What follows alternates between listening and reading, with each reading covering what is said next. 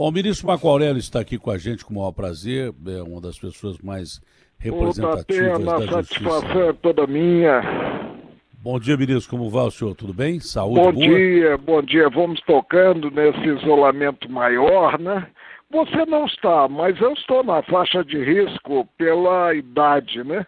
E aí eu tenho que me precaver, mas estou trabalhando em casa, sempre trabalhei em casa como juiz, só vou ao tribunal para as sessões, né? E tem sido muito aprazível, mesmo porque eu moro num sítio aqui em Jacarepaguá, em Brasília. Que bom, que legal. Isso Morar é num muito sítio é bom, bom porque você contato ouve com a natureza. passarinho e tal, é muito legal. Não, tenho até uma vaquinha, você imagina, É eu mesmo, é? estou a 10 minutos do tribunal e tem uma vaquinha que dá o leite, né? Que E legal. eu fui criado assim, em roça, né? Meu pai tinha fazenda, então eu gosto muito e dei sorte de casar com uma mulher que também gosta, porque se ela não gostasse, estaria em apartamento. Mas é assim que a gente tem que viver mesmo, né? Eu também tenho mais de 60 anos, tenho todo tipo de comorbidade possível, mas tem que Isso é correr atrás ruim, da bola, né? Tenho um A monte de genética, comorbidade. a genética tem me ajudado, eu não tenho problema, né? Boa. E só tenho a idade, mas a cabeça é a cabeça de um jovem, né? Ainda bem, a idade está na cabeça, isso é o mais importante. Olha, ministro, as atenções do país se concentraram durante muito tempo nos inquéritos do Supremo sobre fake news e manifestações pró-AI-5. Como é que estão hoje esses dois assuntos, ministro, no Supremo? Olha, o inquérito está com o ministro Alexandre, ele está tocando. Eu fui voto vencido, né? Porque eu entendi que não poderia surgir o inquérito por provocação da vítima, o próprio Supremo, né? E muito menos se ter aí um relator pinçado a dedo. Eu, por exemplo, se fosse pinçado para atuar como relator de um inquérito desse, eu não aceitaria. Porque há distribuição, que evidentemente é um sistema democrático por excelência, né? Mas o ministro Alexandre aceitou. A segunda matéria qual é, Datena? A primeira é sobre fake news, não é? A É. segunda é manifestações pró-AI-5. Pró-impeachment quanto ao presidente da República? Foram favoráveis as manifestações que foram favoráveis ao AI-5, não é? E que relação elas podem ter com o inquérito do TSE que investiga a chapa Bolsonaro-Mourão. Mas isso aí, evidentemente, não é o melhor para o Brasil. Toda vez que se tira do cargo um presidente da República, a repercussão internacional é a pior possível, né? E temos que administrar, havendo qualquer desvio de conduta, apurar-se e punir-se quem deva ser punido, né? Agora é preciso deixar também o presidente trabalhar. O povo tem uma noção de que a moderação e o silêncio do presidente Jair Bolsonaro durante mais de 2 meses foi quebrado agora com ataques à imprensa, acalmou as relações entre pelo menos os dois poderes, né? Como é que o senhor avalia a questão hoje dessa relação do presidente Jair Bolsonaro, que houve comentário, inclusive, que ele ameaçava intervir no Supremo, que seria um golpe, né? Seria uma fatalidade para a democracia. Não há espaço para retrocesso, né? Agora, o contato tem sido melhor. Nós estamos para trocar a presidência na alternância e substituirá o ministro Dias Toffoli e o ministro Fux, né? Que tem uma forma toda própria de se relacionar com os demais poderes, um pouco mais cerimoniosa. E a cerimônia, né, nessa interação, ela é positiva, ela implica respeito. E, evidentemente, a cadeira ocupada no Supremo é uma cadeira vitalícia, não é uma cadeira que se ocupa temporariamente, E o integrante, o ocupante da cadeira, ele não está voltado a relações públicas. Ele tem que tocar e atuar julgando os conflitos de interesse que envolvam os cidadãos e fazendo isso da melhor forma possível, com independência e com a boa técnica. Ministro, na sua opinião, como cidadão e como ministro, né, e aí à luz da lei como ministro, existe uma fronteira segura entre o que é fake news, a praga da fake news, e o que representa, na realidade, uma ação correta ou uma censura? Olha, não existe. E, evidentemente, nesse campo, qualquer iniciativa objetivando afastar a veiculação de ideias reflete censura. E censura não é bom para a democracia. A fake news é um mal que existe e temos que enfrentá-lo. E aí, cada qual distinguir o que é notícia falsa, maledicente, inclusive, veiculada de má fé, e o que é notícia positiva. Mas, evidentemente, o povo, a maioria é iletrada, não consegue fazer essa distinção e se toca normalmente. Não é mediante a atuação do judiciário que se terá apenas veiculação de notícias positivas. De modo geral, como é que o senhor avalia a Operação Lava Jato hoje? As decisões do Supremo não têm sido favoráveis de um modo geral, né? Eu leio na imprensa que são vários os revés da operação, principalmente com o afastamento do ministro Celso de Mello da segunda turma, como consequência natural da passagem dele pelo Supremo. Aliás, sempre foi um grande ministro e eu aprendi a admirá-lo ao longo do tempo, inclusive quando fomos colega aí de hospital no Sírio-Libanês. Ele fazia uma cirurgia enquanto eu colocava os 5 stents do coração. Tive a oportunidade de conversar por telefone do hospital com o ministro e tive uma boa impressão dele. Mas como é que o senhor avalia hoje essa situação? O ministro Celso é um grande colega, né? E Lava Jato é uma operação que a sociedade aplaude. Não pode haver retrocesso. Algum excesso pode ser podado, mas retrocesso não pode haver. E creio que não há campo para se execrar, se excomungar o ex-juiz Sérgio Moro. Essa perspectiva sobre a produção do dossiê antifascista, que é aquele relatório do governo contra funcionários públicos federais suspeitos de participação de grupo terrorista, não é? Qual é o seu ponto de vista a esse respeito, ministro? Olha, eu fui um soldado que marchou em sentido inverso da tropa. Eu não admitia a liminar na DPF e via esses dossiês como simplesmente contendo informações. E todo governo tem o seu setor de inteligência, precisa de informações para atuar e bem atuar. Agora, acabei de falar em relação a Lava Jato, quanto a excessos. Se houvesse algum ato de perseguição a partir de um dossiê, aí sim caberia recorrer ao judiciário e o judiciário afastá-lo. Não é o que se tem, pelo menos até aqui. Por isso eu votei contra, dizendo que não cabia ensinar o Pai Nosso ao seu vigário, ou seja, não cabia ao Supremo atuar como tutor do Ministério da Justiça, que não é apenas o Ministério da Justiça, é também da Segurança Pública.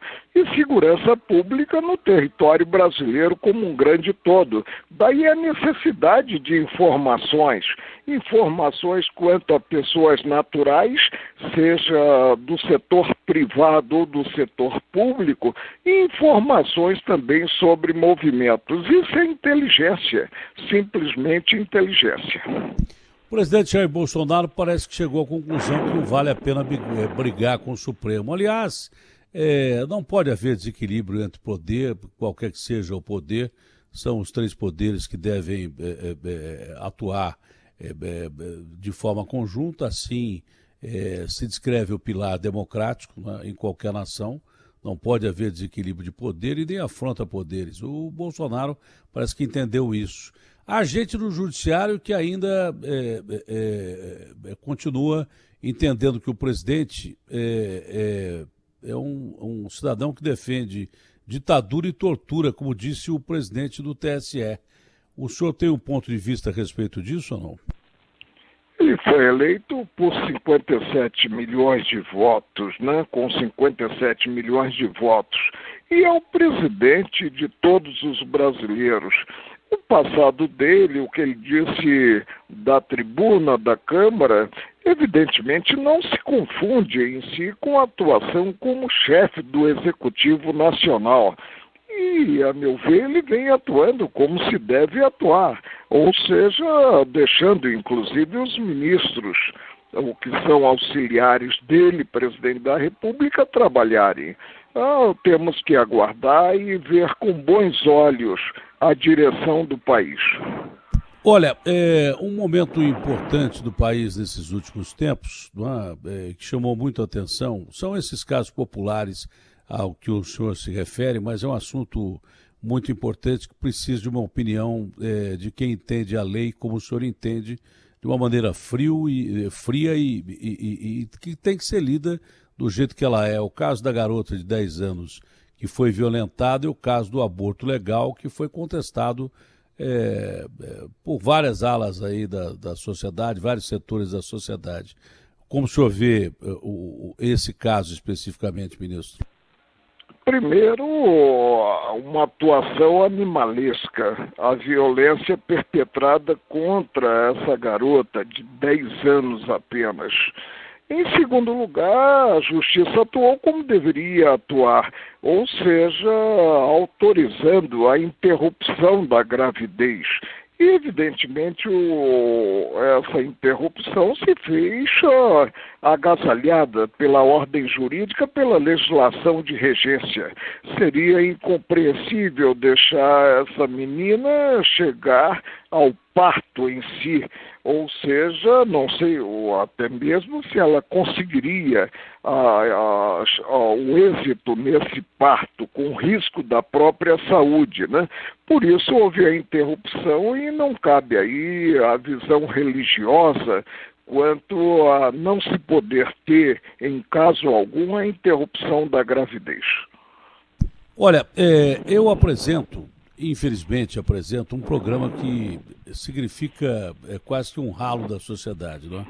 O que tem de coisa ruim na sociedade, vai lá no meu programa que eu apresento há 20 anos, tentei parar de fazer, mas infelizmente não consegui porque as emissoras onde eu passo assim querem que eu continue fazendo um programa que apresenta as dificuldades de um país, principalmente do ponto de vista criminal, de um país que está à beira de uma situação muito ruim, onde o crime organizado já está enraizado em boa parte da política, inclusive nacional. A gente não sabe onde o crime organizado está metendo os seus braços na política. Aqui e acolá a gente sabe, mas até onde ele chegou a gente não sabe. O crime hoje é um grande negócio. O crime que se pensava ser apenas reunião de bandidos na cadeia já não é mais assim. É um grande negócio que movimenta cifras altíssimas. Um representante do Ministério Público aqui de São Paulo disse que o PCC é a organização mafiosa que mais cresce do mundo, então o crime está enraizado em vários setores da nossa sociedade. Como é que o senhor observa esse aspecto que é terrível e que pode, na realidade, provocar males intensos à nossa, inclusive, democracia, que é muito jovem? É lastimável, agora a busca da correção de rumos está havendo. As instituições estão funcionando. As polícias, a polícia repressiva, que é a polícia militar, a polícia investigativa civil, a polícia federal, o Ministério Público como Estado acusador e os juízes estão julgando. Vamos ser otimistas e buscar, como eu disse, essa correção de rumos, agora com pureza d'alma e com respeito irrestrito às garantias constitucionais, ao que previsto na lei das leis do país, que é a Constituição Federal, e que precisa ser um pouco mais amada pelos brasileiros. É o que eu digo, no Brasil nós não precisamos de mais emendas constitucionais, não precisamos de mais leis, precisamos sim de homens, principalmente públicos, que observem a legislação existente. Por exemplo, eu procuro ficar isento o máximo possível de incentivar o que é crime, o que eu já digo há muito tempo. Não adianta se posicionar favorável a isso, porque é crime. Linchamento é crime. Ontem, por exemplo, eu apresentei uma notícia em que o indivíduo que cometeu um crime bárbaro, mais bárbaro, atirou num oficial da Marinha 6 vezes, matou o sujeito no chão de uma maneira absurdamente violenta. Eu acho que essa pandemia está trazendo o que de pior existe do ser humano. A pandemia traz o que tem de melhor, com pessoas ajudando, pessoas que precisam, mas gente ruim se tornando mais ruim, mas que não justifica um linchamento. O cidadão que fez isso acabou sendo linchado. Eu procuro ficar, obviamente, sempre ao lado da lei, mostrando que não é cometendo um crime que você vai combater outro crime, tá? Porque o indivíduo foi linchado. Ele, apesar de ter cometido uma ação monstruosa, ele merecia um julgamento. Mas as pessoas não entendem, por exemplo, como o senhor mesmo deu um HC para um criminoso internacional que é perigosíssimo e que já movimenta cifras do crime organizado há algum tempo, que é o André do Rap. Mas é aquilo que o ministro Gilmar sempre diz, ele já me respondeu essa pergunta. Ele diz assim, Datena, eu tenho que atuar dentro da lei. É isso mesmo ou haveria condição de se mudar a lei para, por exemplo, não beneficiar um cara que, se tiver o segundo HC, vai sair às ruas e vai prejudicar não só cidadãos do Brasil, mas como o PCC tem ligações internacionais, vai prejudicar famílias do mundo inteiro, ministro? Pois é, parece que ele não foi solto porque ele estaria preso em outro processo.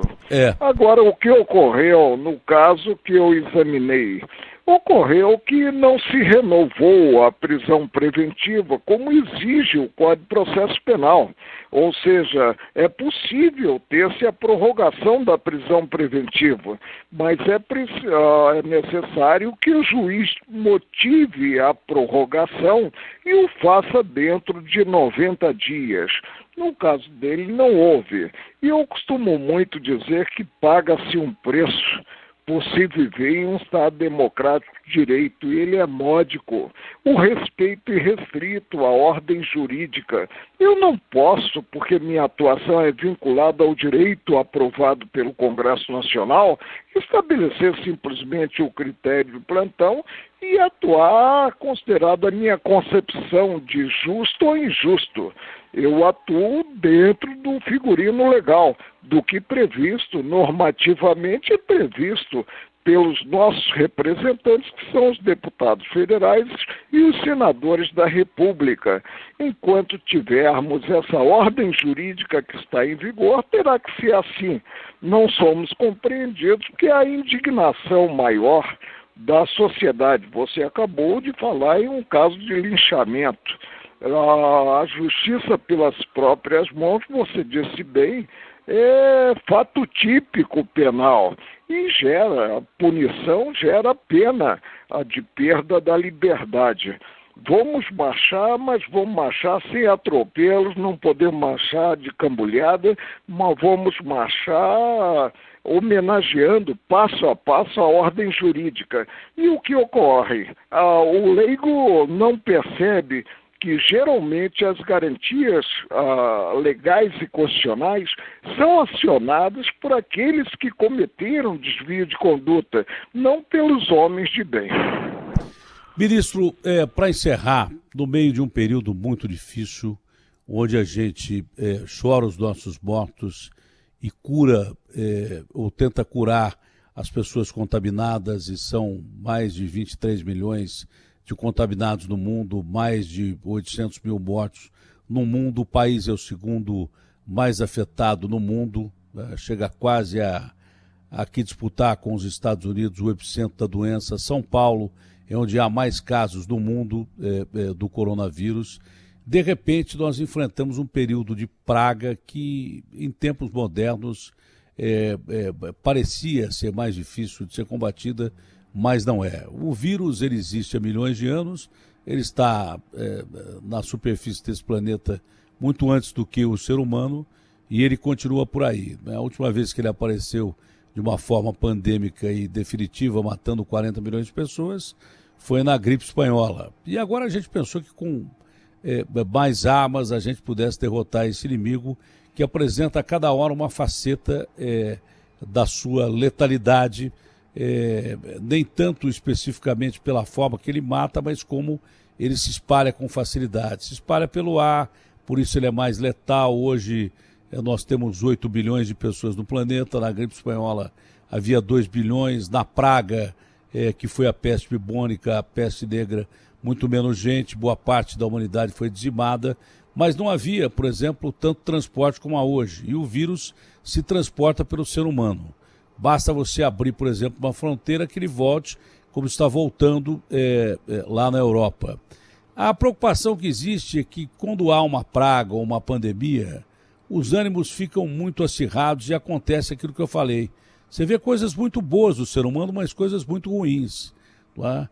E dentro desse aspecto, há um outro aspecto ainda. O Brasil é um país que tem a 10ª economia, mas uma divisão de renda que é um escárnio. É absurdamente injusta, né, para com o pobre, tornando o Brasil uma grande periferia. Nós vamos enfrentar um período econômico muito difícil daqui para frente.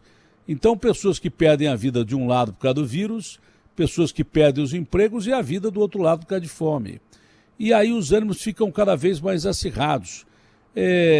Esse é um conjunto de coisas que costuma não dar certo, não é para o Brasil, é para a humanidade que enfrenta esses períodos de pestilência. Como é que o senhor acha que a gente vai passar por tudo isso, ministro? Buscando a temperança, a compreensão, o equilíbrio e cuidando dos menos afortunados. As desigualdades sociais nos envergonham e elas precisam ser corrigidas. Houve um crescimento populacional muito grande no Brasil e, evidentemente, o mercado não consegue acolher a mão de obra que nós temos. É um drama social seríssimo e que nos preocupa a todos. Ministro, o senhor tem mais alguma colocação a fazer? Mesmo porque eu não quero tomar o seu tempo, o tempo que o senhor ainda tem fora do trabalho, o senhor pode aproveitar no seu sítio, o senhor merece, todos nós merecemos, no meio de tanta dificuldade, ter um momento de paz, né? Outro dia também, ao contrário dessa entrevista que eu estou fazendo com o senhor, eu entrevistei um grande artista sertanejo, aliás, 2 que falaram sobre isso, que estão em confinamento nas fazendas deles, né? Estão lá no Goiás. Um é o Marrone e outro é o Zezé. E eles me falavam do canto dos pássaros, de um lugar agradável. E o senhor está aí mesmo em Brasília e com uma vaquinha do lado aí, que produz leite e tal. Eu não quero atrapalhar o seu descanso, desse pouco tempo que o senhor tem de descanso num período muito difícil. Mas tem mais alguma colocação de esperança a fazer, ministro, para o nosso país que precisa, principalmente dessa palavra, o mundo, né? Precisa de esperança, porque é possível você abraçar pensando, amar pensando e gostar do próximo pensando também, mantendo o distanciamento social. Que a crise sirva para aguçar a sensibilidade das pessoas em geral, principalmente daqueles que estão aí num patamar privilegiado, e que voltemos os nossos olhos para quem não tem como implementar um isolamento, para quem vive em condições subhumanas, tendo em conta, inclusive, saneamento, tendo em conta moradia. Isso é que é preciso fazer e termos esperança em que o presidente da República, como mandatário maior da nação, esteja iluminado e busque, junto aos governadores e com os governadores, com os prefeitos, o que é melhor para a sociedade brasileira. São os meus votos e que os cidadãos tenham confiança no amanhã.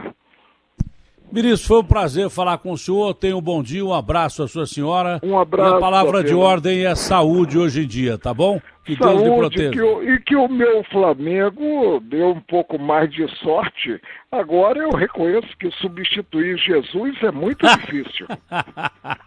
É o que eu ia falar, mas a sua inteligência se antecipou. Quem pede Jesus não, estamos não aqui é numa passagem, devemos fazer o melhor, né? É o que você faz. Meus cumprimentos. Um abraço grande, um ótimo dia, mas ele tem razão. Obrigado, Datena, uma satisfação enorme. Abraço grande. Perder Jesus hoje em dia não é mole, né, Agostinho?